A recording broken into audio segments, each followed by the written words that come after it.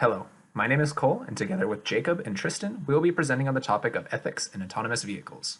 The impending transition to fully autonomous cars promises a radical shift in how blame and responsibility will get attributed in cases where crashes do occur. Whether a vehicle is driven by a human or controlled by a computer, the one constant is that a crash can and most likely will happen to one vehicle or another. With many companies working towards developing more autonomous vehicles, one of the biggest questions brought up is who will be held responsible in the case of an accident. For this to be answered, both legal and moral questions must be taken into consideration to determine where exactly to lay blame. In the case of an accident, holding the manufacturer responsible would be the most obvious solution in the eyes of many. After all, they are a business and should be ultimately responsible for the final product they produce. In the case of autonomous vehicles, the final product would be classified as the entire vehicle, including the system guiding it.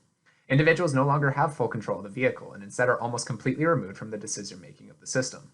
Thereby, if there is some flaw or mistake within the system, which is the main cause of a crash, should the blame not be put upon the manufacturer who programmed it? Should the manufacturer have known or foreseen this error before selling this defective vehicle system to the consumer? The best answer to these questions is that in the case of a crash involving an autonomous vehicle that is primarily caused by a system error, much of the responsibility is to be that of the manufacturer. However, one problem with placing all the liability onto one single party is that there is the potential that the liability burden on the manufacturer may be prohibitive of further development. On the other hand, without the ability to place blame upon the manufacturer, it could potentially diminish, if not eliminate, the motivation for the manufacturer to make these advances in technology, which could possibly prevent them from ever being liable for the accident in the first place. Today, ongoing discussions are still being done about whether a balance between the two problems can be made so that the growth and expansion of autonomous vehicles is not hindered, but advanced.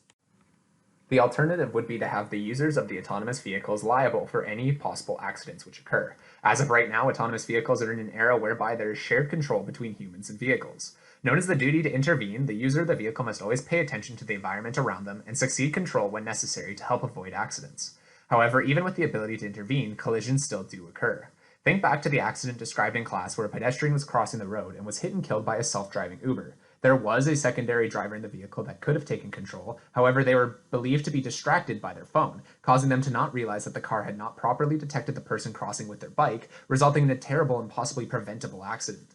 Thus, is it really worth it to get an autonomous vehicle if you must pay the same amount of attention to it as if you were driving normally, yet have even less control?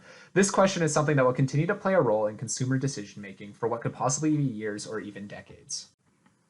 Then, one could ask what would happen if the everyday driver did not have the chance to prevent the accident or could not possibly react in time. Quite simply, the driver should not be held completely responsible for it. However, one might question what would happen if there was no possible way for the driver to intervene, but they can still be seen as morally responsible for the possible accident. The driver knew the risks of utilizing an autonomous vehicle and accepted the fact that there is always a chance of an accident occurring. The more we use cars, the more risk we put upon both ourselves and others, no matter how safely we drive. The one way of looking at this logic is to simply state that the driver should be held responsible for all accidents caused by the vehicle. However, even if we were to completely transition to fully autonomous vehicles and reduce the likelihood of human error-caused accidents, there is likely to remain a significant number of people injured or killed by cars every year. Thus, a more plausible scenario would be to have the person in question only held responsible for taking the risk of using a car of which they have less control over that involves certain risks and costs. As autonomous vehicles continue to improve, they will become safer and less expensive. As this progression continues, a question arises about the future of our transportation system.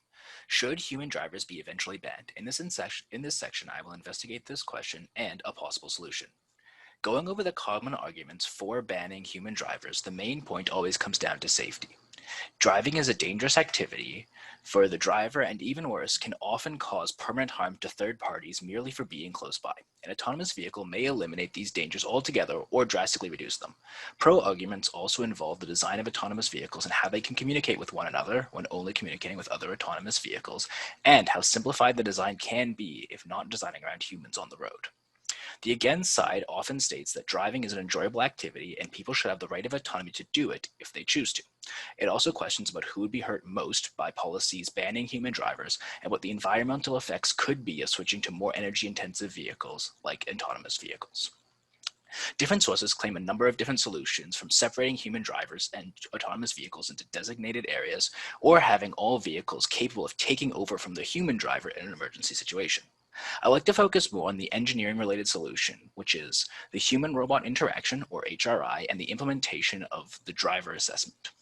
HRI is an interdisciplinary field combining computer science, robotics, psychology, and other fields to the goal of finding an optimal way in which humans and autonomous robots can share a workspace. Dipping into the psychology side, the solution begins with a study on how to categorize driving styles. These driving styles help to inform about the actions, mannerisms, and intentions of a driver. Some general driving styles may include a normal, safe driver, an aggressive driver, and an inattentive driver. These models can be used to predict the actions of a driver, but there is an issue. These models are geographically dependent, meaning an aggressive driver in Boston may be drastically different from an aggressive driver anywhere else in the world. The solution to this is a dispositif network, a network of mechanisms that make up a social body. A sample of a dispositif network from driving styles can be seen on the right of this slide and shows different factors that can determine and lead into any driving style. Next, we must discuss the way to integrate this information into autonomous vehicles. There are plenty of algorithms currently being tested that I have neither the time nor the expertise to discuss in detail. However, I will list a few for those interested looking into these in further depth. They are k-means and clustering, hidden Markov models, and fuzzy logic are all used to distinguish and predict driving styles. The dispositif networks, as we described in the last slide, can be implemented by giving each element in the network a weight factor that can be regionally refined using genetic learning algorithms to best represent how likely it is to define a driving style of that region. This network can then be implemented into other driving style prediction algorithms. Eventually, human drivers will not be a necessity, and if they should exist at all, will become into question. This model helps not only keep human drivers in at that time, but leading up to that time will help keep autonomous vehicles as safe as possible. Recently, the ethics of AVs has come under intense scrutiny, and especially regarding strategies for decision-making models and procedures. One such strategy is the ethical valence theory, or EVT, which can be thought of as a claim mitigation strategy where different road users hold different moral claims on the vehicle's behavior, and the vehicle must mitigate these claims as it makes decisions about its environment. However, accomplishing this task is no easy feat, as the AV must make split-second decisions that produce the most morally satisfactory outcome. As stated previously, the EVT is based on claim mitigation, and the claims themselves come by way of the vehicle's environmental surroundings. This includes sidewalks, pedestrians, other vehicles, public and private property, the driver, and the drivers of other vehicles. Also, these claims can vary in strength. For example, a pedestrian's claim to safety may be stronger than a passenger's if the former is liable to be more seriously injured because of an impact with the AV. To better understand the EVT, let us consider the following scenario. An AV is driving on a city road, and it is determined that a collision will imminently occur and avoidance is impossible. The vehicle must consider the driver's claim to safety, but it must also consider the claims to safety of other drivers and pedestrians, and all individuals have reasons as to why their claim is the strongest. Consequently, the situation becomes a very complicated moral conundrum because all individual claims conflict with one another, and it is up to the AV to decide which claim has the greatest moral strength.